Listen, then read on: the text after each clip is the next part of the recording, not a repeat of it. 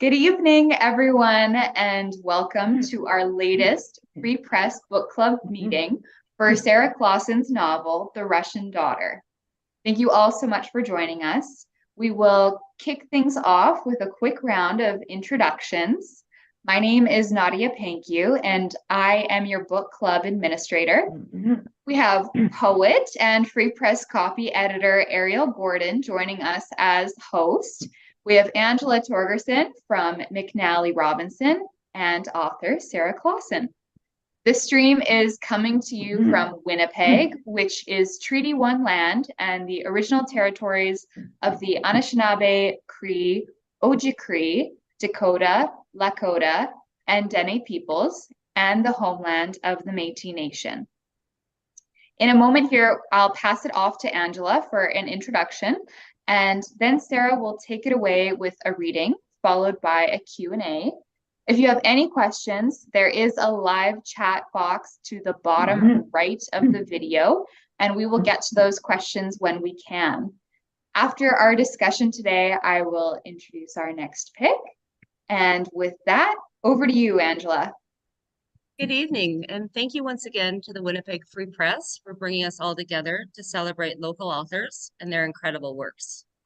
Manitoba writer Sarah Klassen is the respected and acclaimed author of 3 previous works of fiction and 8 collections of poetry. Her first book in 1988, Journey to Yalta, won the Gerald Lampert Memorial Award. Other awards include the Canadian Author Association Poetry Award and in 2014, the Margaret Macmillan Award for Popular History for Sarah's novel, The Wittenbergs. Sarah also taught high school for many years, teaching English here in Winnipeg and in Manitoba, as well teaching English in both Ukraine and Lithuania overseas. On a personal note, Sarah is a huge favorite of ours here at McNally Robinson, and it has been both an honor and a delight to launch her most recent book, The Russian Daughter. The Russian Daughter is set in what is now Ukraine and based on a Mennonite family who begin to grow their family by adopting a Russian baby girl. Set against the backdrop of the last years of the Tsarist Empire and with the Russian Revolution drawing ever nearer, this captivating work of historical fiction weaves together a sense of community, belonging, and what it truly means to be a family. It is now my sincere pleasure to introduce our author this month, Sarah Klassen.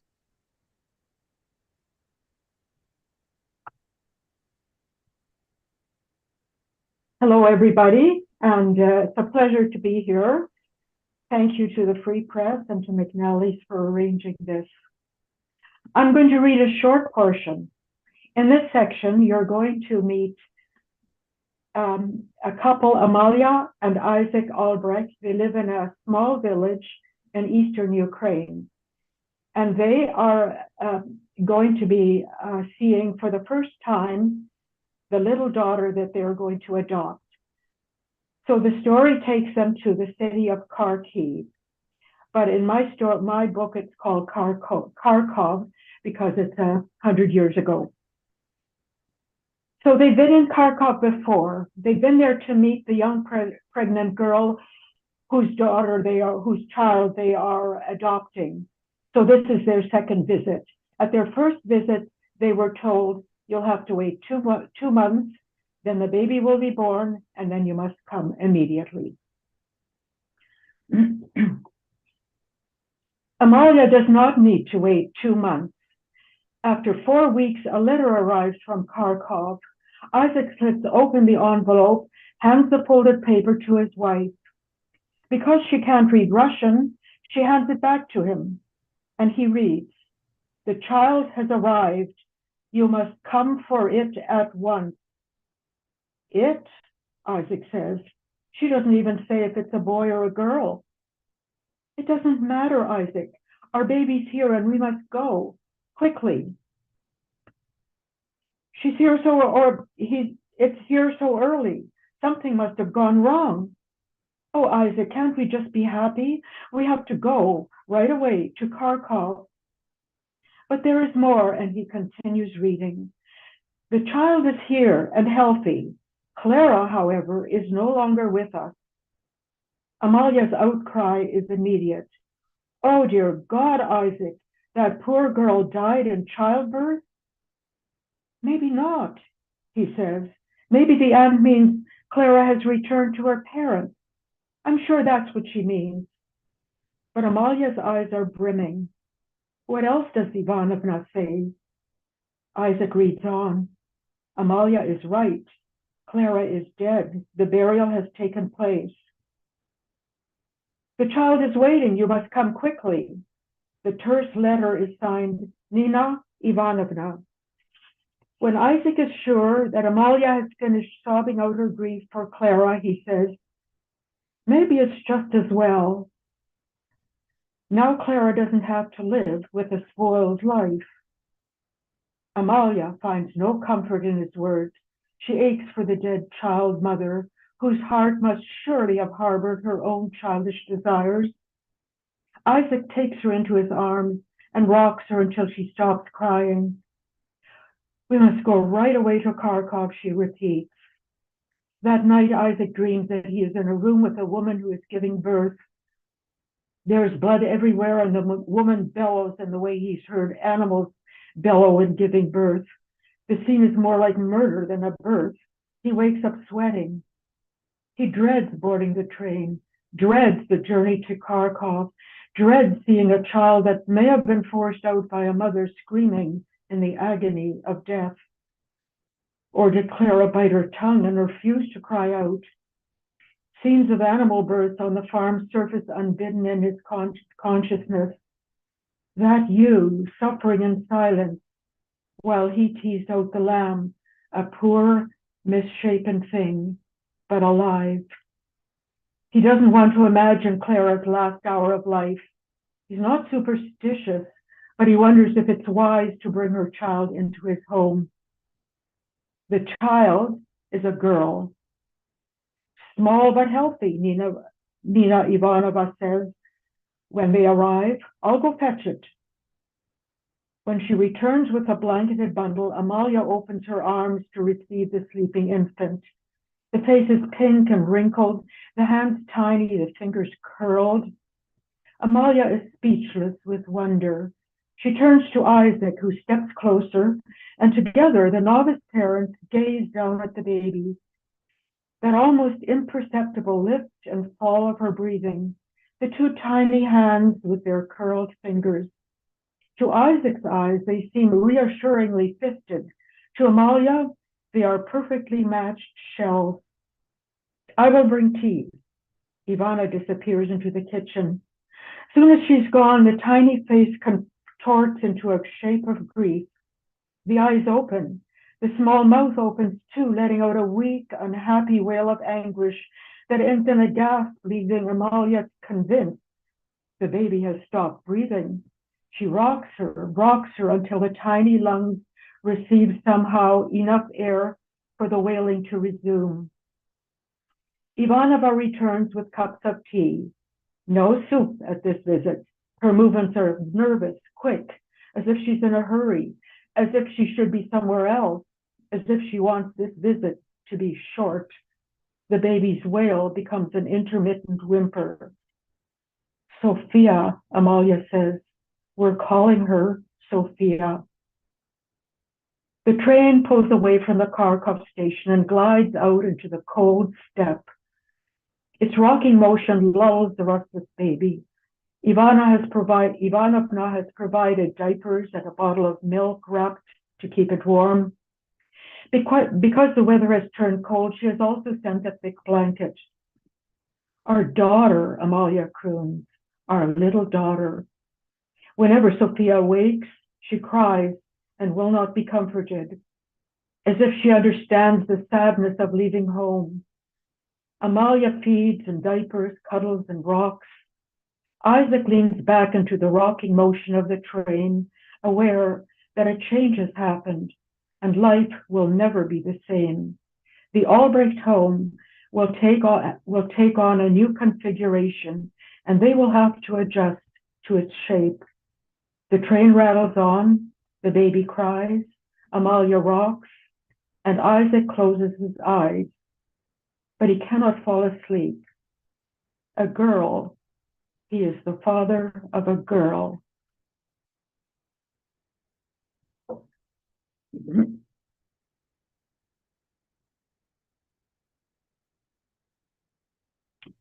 Wonderful. Thank you so much.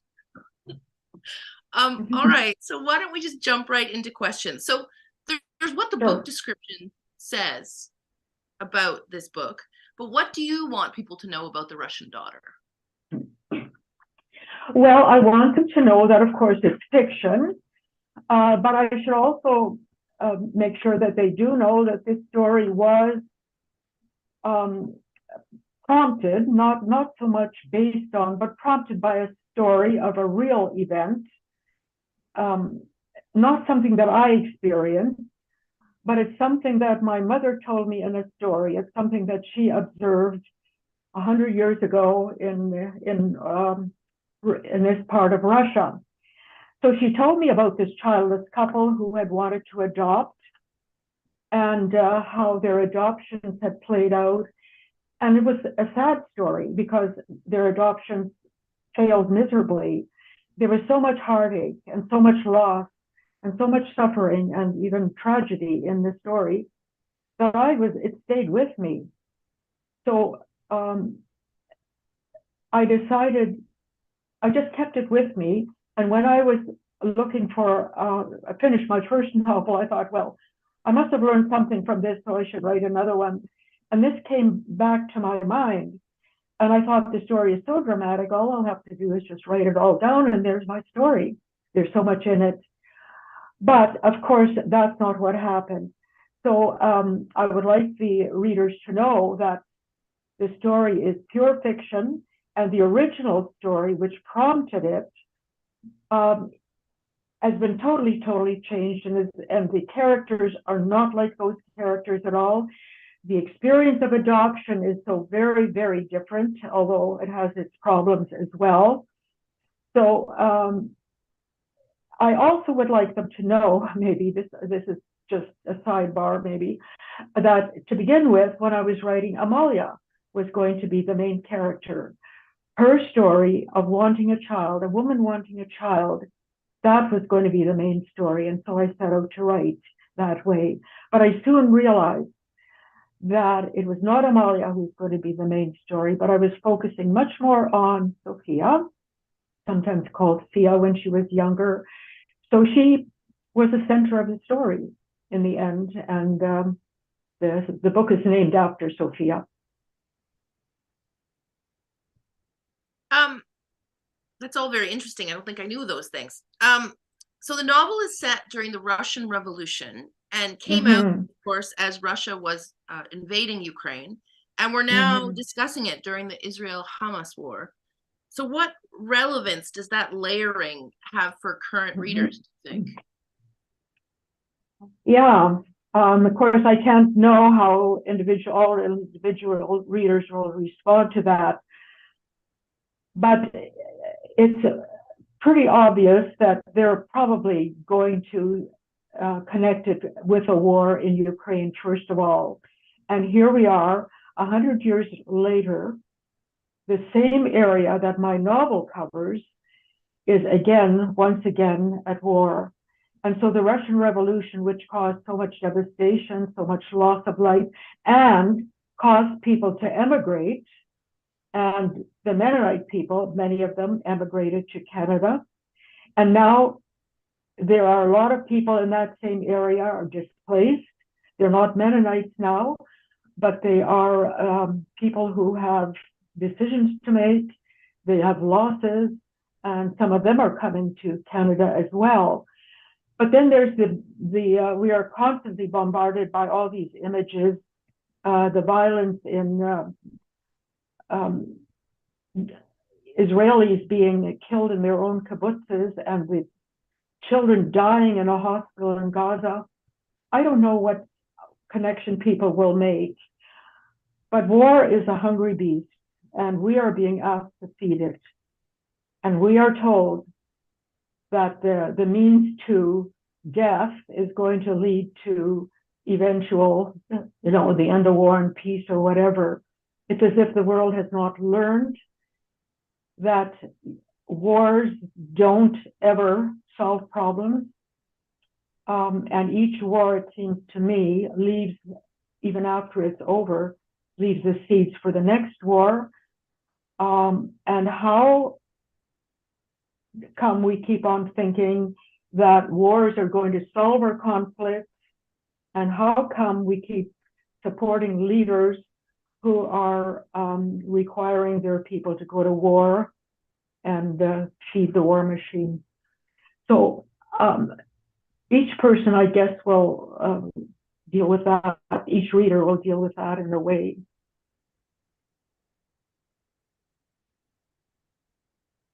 Thank you. That I got a little teary while you were talking. I'm like, just gonna take a second to collect myself. So you mentioned that this book was written out of one of your mother's stories, and then you're also your knowledge of the time and place that you were writing about, right? Do you consider this a historical novel or not? Right from the start, it's been referred to as an historical novel by many people. So what is an historical novel? Actually, does it mean that if a writer sets the story at a time that is way back, 10 years, 20 years, 100 years, 1,000 years back, that makes it historical? Or is there something else? I always thought that a historical novel should have historical characters whose actions and whose decisions shape the story and actually determine its outcome and have to be active and front and center in that novel. In my novel, which is set against the Russian Revolution, historical characters, well, for instance, Lenin or Trotsky, they're not even mentioned. I do mention the Tsar and the Tsarina. The historical person, I think, who has most presence for me is Alexandra. And her presence is simply a picture on the wall of a Mennonite farmhouse. But to me, it's a very important part of the story, because the reaction to it and what happens to the picture in the end. So in that sense, it is historical. So I'm okay with them calling it a historical novel.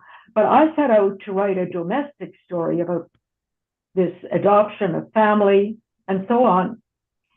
But then, if I tell you that, you might ask me the question, okay, then, if it's about adoption and family, why did you have to set it in eastern Ukraine?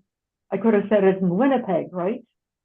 And then it would not have been an historical novel. So why did I not set it in Winnipeg? Well, because the story, my mother often repeated her stories. This one she told me only once, and she told it to me when I was an adult. So her telling and everything I've read about that part of the world is it's not a clear picture in my mind, but it's sort of a fuzzy picture. It's a picture that's there. And to me, there was no question I was going to set it at that period. Yeah, it's so so funny. If you want to call it historical novel, I'm okay with it. Now, I wanted to ask you, so we've heard that you were a high school English teacher for many years, but what I want to know is, when did you start writing, and when did you start to think of yourself as a writer? Oh, okay. Well, I did not start writing I'm not one of these writers who started as a child, sitting up on the branch of a tree and writing little stories. I didn't like writing. I loved reading. I read and read and read a lot. But writing, that was work and that was difficult, and I tried to steer clear of it, so much so that, well, I went to this, to MBCI, a small, very small at that time, private school, and we didn't have too many course choices, but I know in grade 12 we had a choice between physics and history, which would have been Western civilization, I guess. And I reasoned that if I were to take Western civilization, I'd probably be asked to write an essay or two or three or more. Physics, not likely. So I chose physics, which shows how little I was thinking, or how wrongly I was thinking, because it hasn't done me any good to have taken physics. But I was not a writer, and my writing, I would say, stems from my teaching, very definitely. I was teaching language and literature in high school, and I enjoyed the stories that we read together, the novels and the poetry, and my desire to write came out of that. I was also interested in the students and how they wrote, and my grade 11 students, I required, this was not on the curriculum, but I had them as part of the year, their year's work, to write a story, an original story, which I'm sure many of them hated. But I did get some really gems from that story, from that assignment. And it occurred to me that here I am, I'm telling them what to write, and I'm assessing it, and telling them what's good about it, what's bad about it, and what am I writing? Well, in those days, I still wrote letters and to-do lists, but I wasn't really writing. And I remember there was a study being done, or studies being done, about the writing process for high school students. This idea came from somewhere in California. And I read about it, and I went to an in-service, and I found that interesting.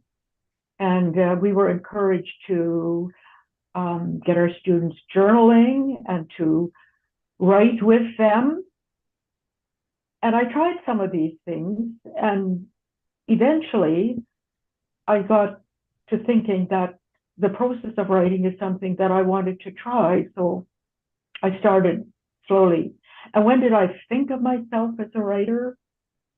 Well, possibly very slowly. I really felt like an imposter for many, many years to begin with, but possibly with the publication of my first book, which was Journey to Yalta. And how old were you, if you don't mind me asking, when that was? Yeah, I was in my 50s, late 50s, when I started writing. I thought I was, going to be the sort of a Grandma Moses of the writing world, but no, I've discovered that other people have started writing late in life. I was I guess I was in my mid-50s when I started. Well, that's not maybe so unusual. I don't know. Well, Anne Shumagalski, the Saskatchewan writer, her first book came out when she was in her 50s as well. But she had been writing a lot before that, I think. Yeah. Yeah. Okay, so tell me now about teaching in the Ukraine in the early 2000s. Did it help with this writing? Did it help you with the writing of this book to have spent time like in the cities that appear in your book, even 100 years later, or 75? I did go 2 summers to Kharkov, which is now referred to as Kharkiv. So I was seeing that city the way it is now, and not the way it was then.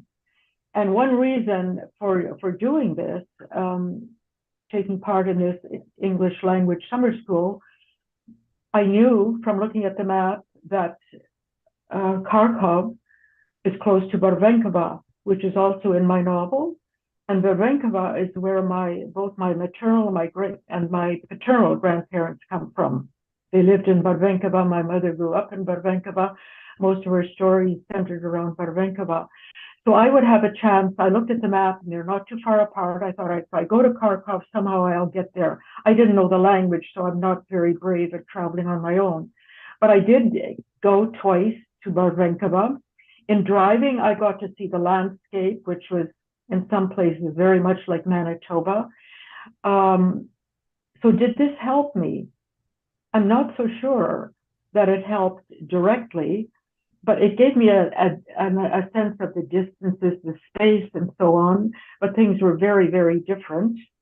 And even more recently, in 2018, I made another visit to Ukraine, and that was the Mennonite Heritage Cruise, which is a boat cruise on the Dnieper River.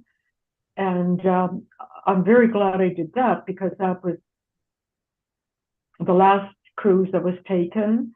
That was interrupted by the pandemic and then by the war.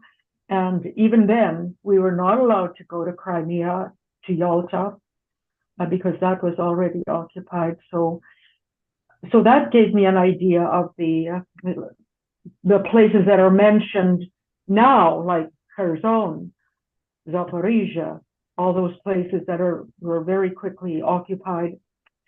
But as for helping in a very direct way, I think the stories my mother told me and what I've read about those areas, pictures I've seen, were probably more of a help.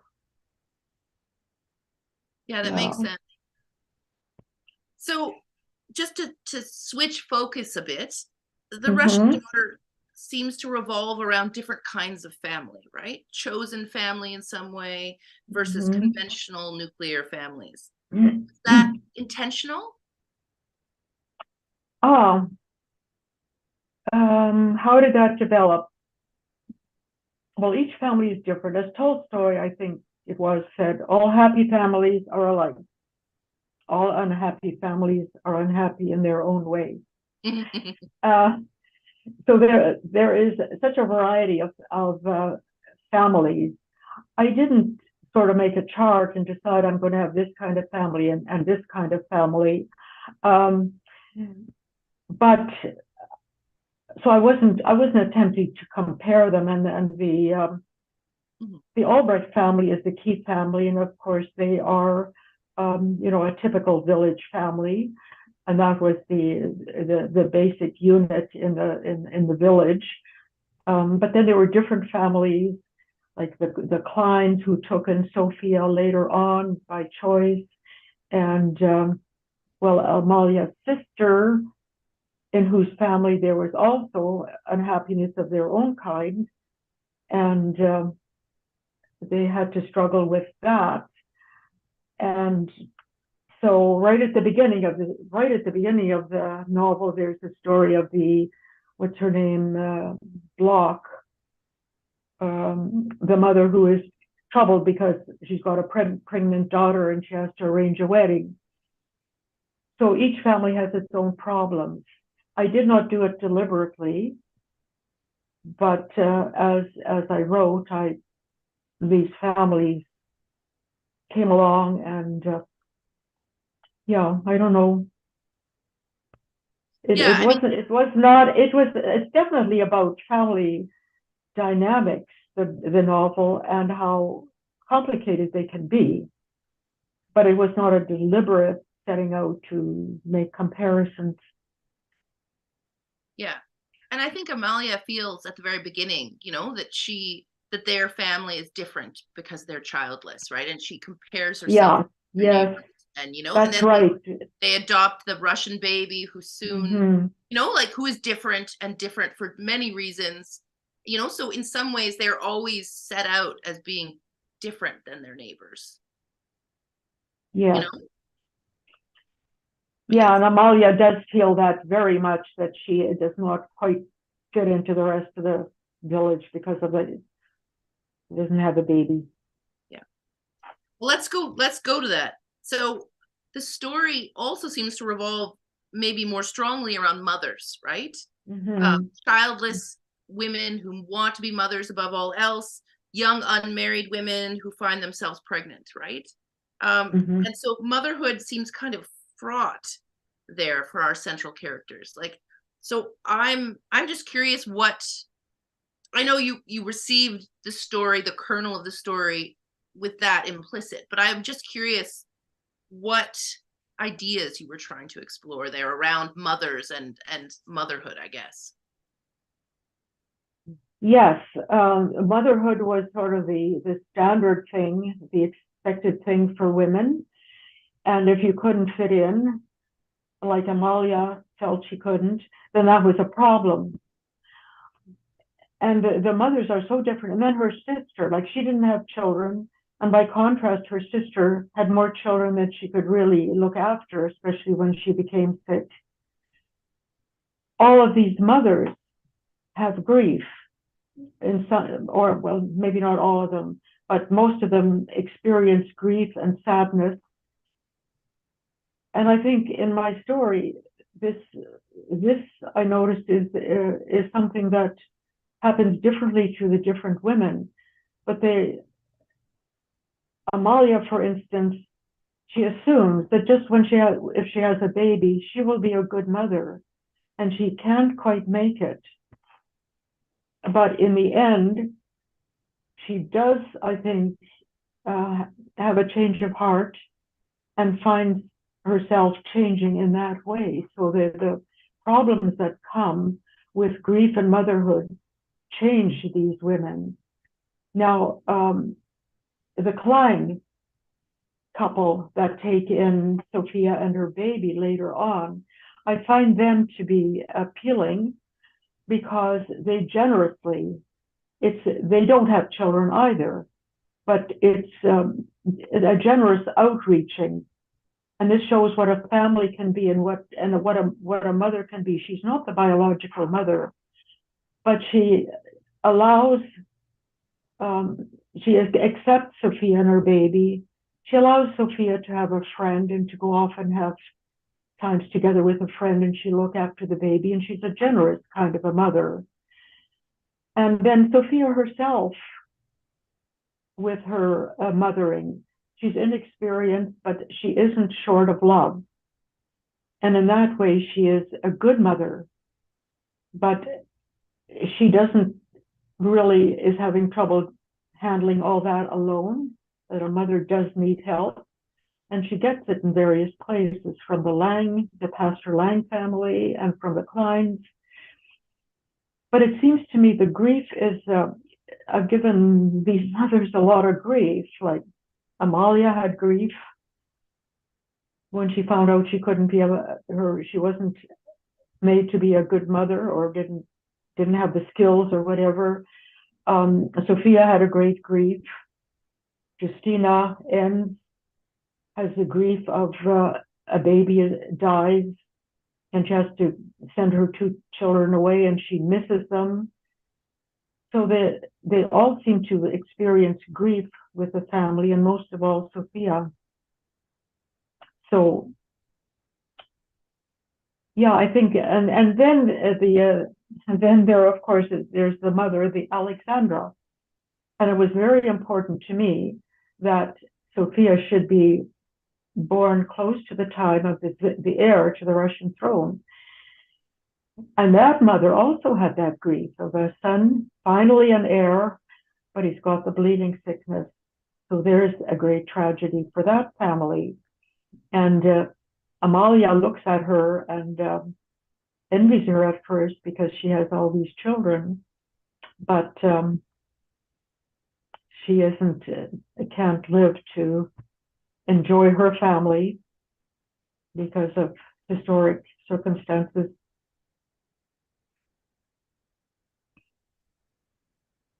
Yeah, there's a lot there. Like, it's such an interesting tangle, right? Like how women make meaning, or like in that era, right? If your value, if you couldn't work, or if there were fewer, like you couldn't have a career, women made meaning out of building household and having children. And there is one, the older daughter of the pastor. She does have a career. She becomes a teacher, and so she's an exception. She's not one that is, at least she's not described as somebody who's looking for motherhood. But she is going to have a whole class full of kids, and they will be her children. Yeah, it's so interesting how that functions, and the role of, often female teachers in our children's lives. Yeah, right? yeah. How they focus on them, right? Like they're the ideal mother in some ways. Yeah. Okay, I'm going to switch to craft now. Craft, process, yay. Oh. Okay. So as we've noted, you're also an award-winning poet. Are there any like tools and tricks of poetry that were useful to you or are useful to you when you write fiction? Oh, I think a lot. Language. You use language maybe in different ways, but in some ways it's similar. For one thing, you want the reader to understand what you're writing, and you've got to be able to find the right words, the right rhythm. Mhm. In poetry, you're determined to find the right rhythm, and in writing also, rhythm is very, very important. In poetry, you turn over every single word 10 times over to make sure it's the right one and that fits right in and that it's correct. You can't necessarily do that with every word in a long novel, but at the same time, it's amazing how often I go over the words and try to find the right words.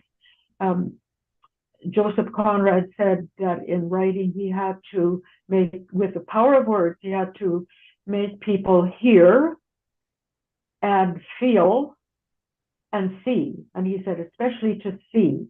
And I think he meant the physical seeing and also the insight. And it's the same thing in poetry.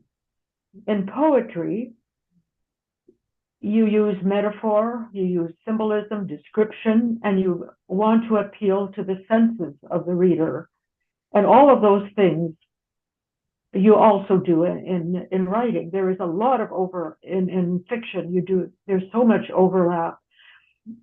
And I know that a workshop leader once said about poetry that poetry is the most economic way of communicating news.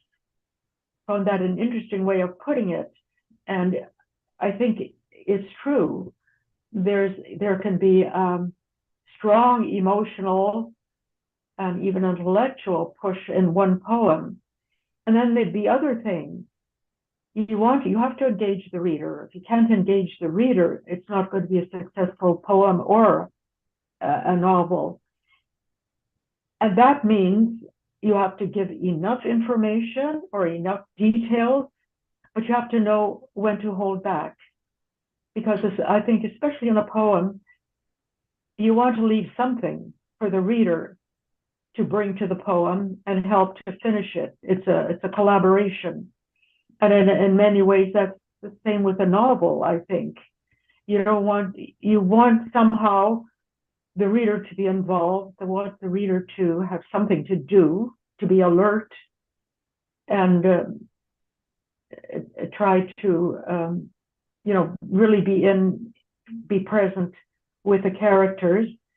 And you have to know, well, the idea of, do you need to tie it all neatly at the end? Well, no, you don't. But you have to also leave the reader in some way satisfied with what the story has had to offer and to tell.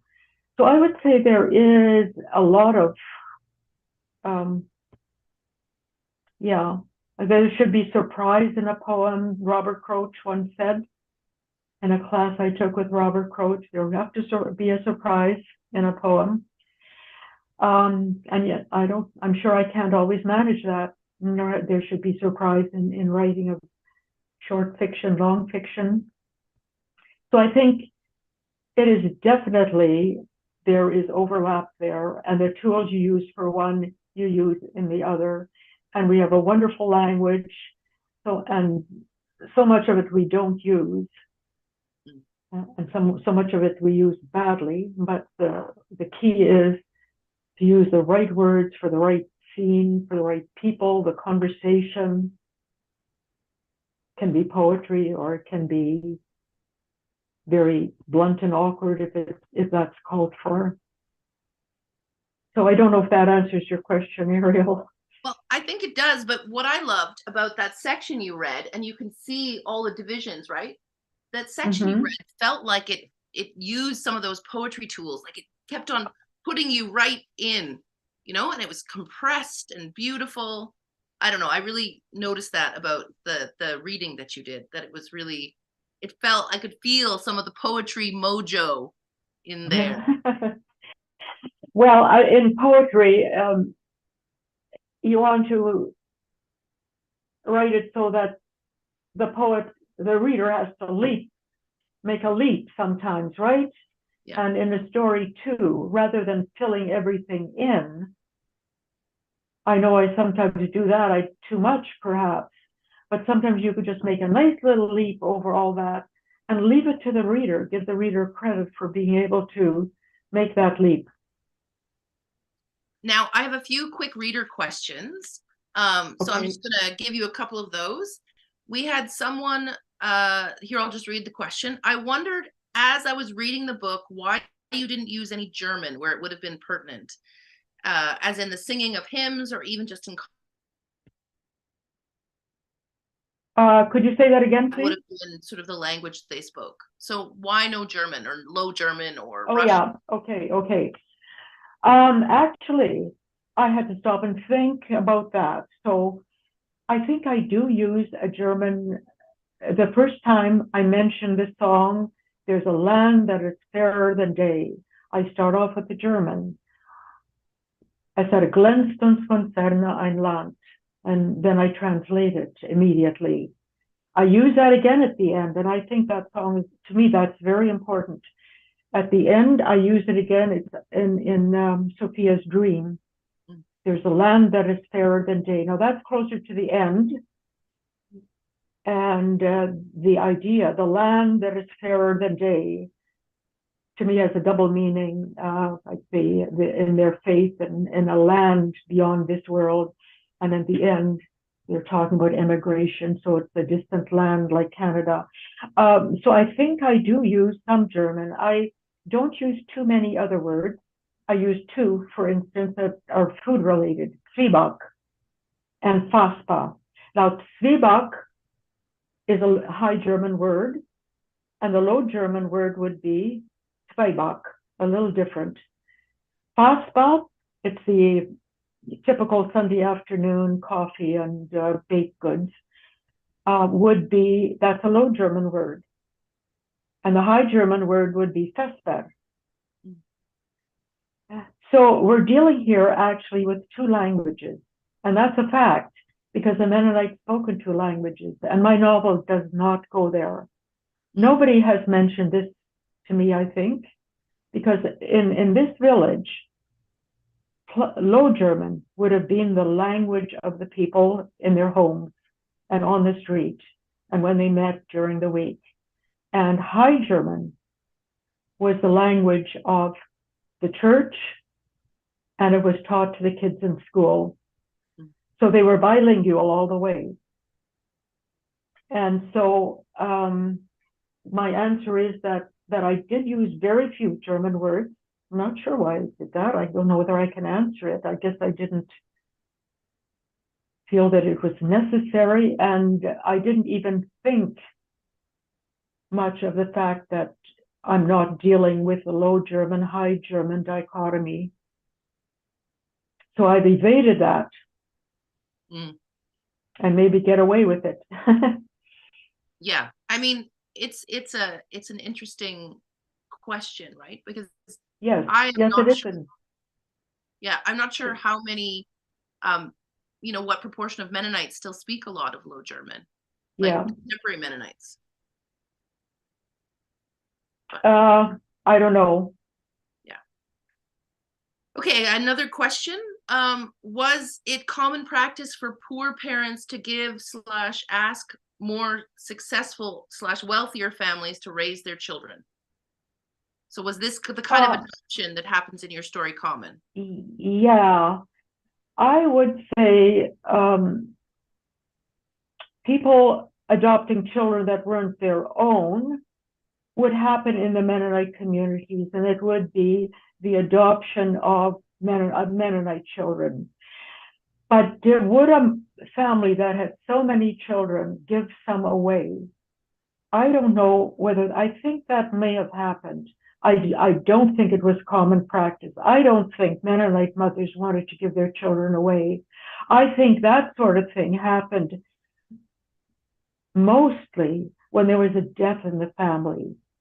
If, let's say, the mother died and the father couldn't cope and he wasn't remarrying right away, he might have given some children away, and that may have been permanent.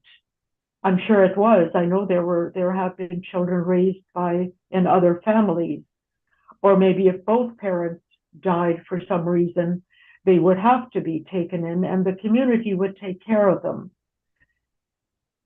So within the Mennonite community, I don't think it's common. I wouldn't call it common practice asking wealthier people to take over your children. In this case, when Amalia's sister, she doesn't willingly give those twins away. She does it because she can't. She's not coping, and she doesn't intend it to be permanent. And yes, I guess the Albrechts are probably more prosperous than Amalia's sister. We have one, I have a reader question from before, and we have another one. So I'll just quickly do those ones, if that's all right. Okay, so the symbolism of the black and white cover is obvious. And what the reader wants to know is who designed the cover? Okay, the designer of the cover is Julia. It's right here at the front. It's Judith Rempel Smucker. I think it's quite a striking cover. I like it. I think it is too. It was the second one that was offered to me. I didn't like the first one. When I saw this one, I immediately liked it. I immediately said yes. And then I thought, did I say yes too quickly? But, I've been seeing this in the full page spread in the Free Press. And every time I've thought, yes, I like that cover. I have met Judith briefly, but I don't know her. But I think she made a good job. Yes. And then the last question, which I think is kind of an unkind question for these characters because I love them. So the reader question is, why do the parents, Amalia and Isaac, have no redeeming qualities whatsoever? Which, I think they have plenty of redeeming qualities. What do you think, Sarah? Oh, man. Well, I think they do, too. I hope they do.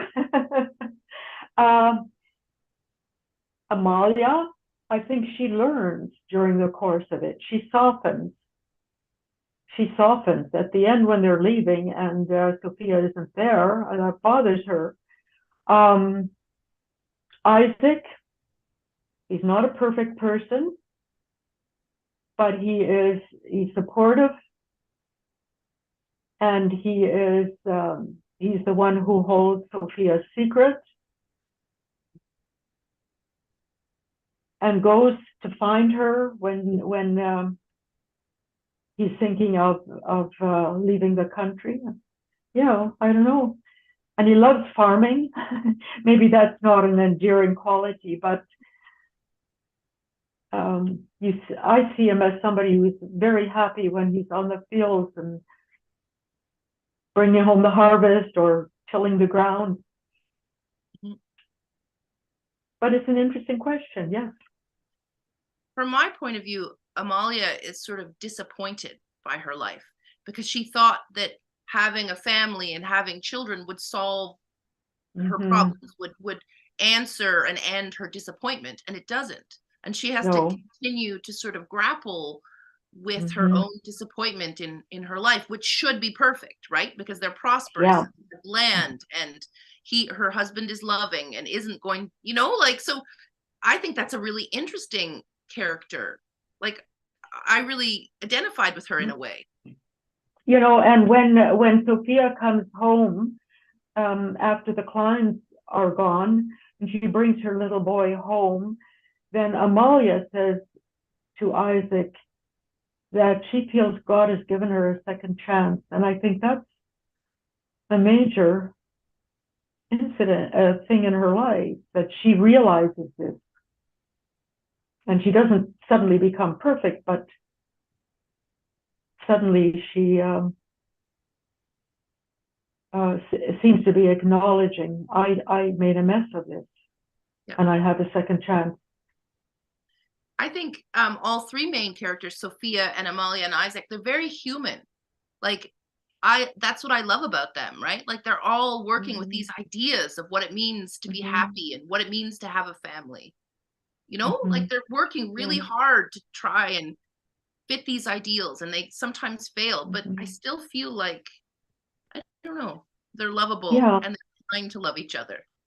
Well, thank you, Ariel, for thinking kindly of them. Yeah. Well, with that, I think that we should be wrapping up our meeting. I wanted to thank everyone for the discussion, for being here on this panel tonight. We will be welcoming Joan Thomas back to our book club with her latest novel, Wild Hope. Our meeting for Wild Hope will take place right here on our YouTube channel on Tuesday, January 30th at 7 p.m. So no meeting in December. We're fast forwarding to January. Soak up that book. It's a great read. Our meeting will feature Joan Thomas along with my Free Press colleague, Ben Sigurdsson, and of course, our friends from McNally Robinson. We appreciate everyone who has tuned in tonight, and thank you so much for reading along. We will be seeing you in the new year.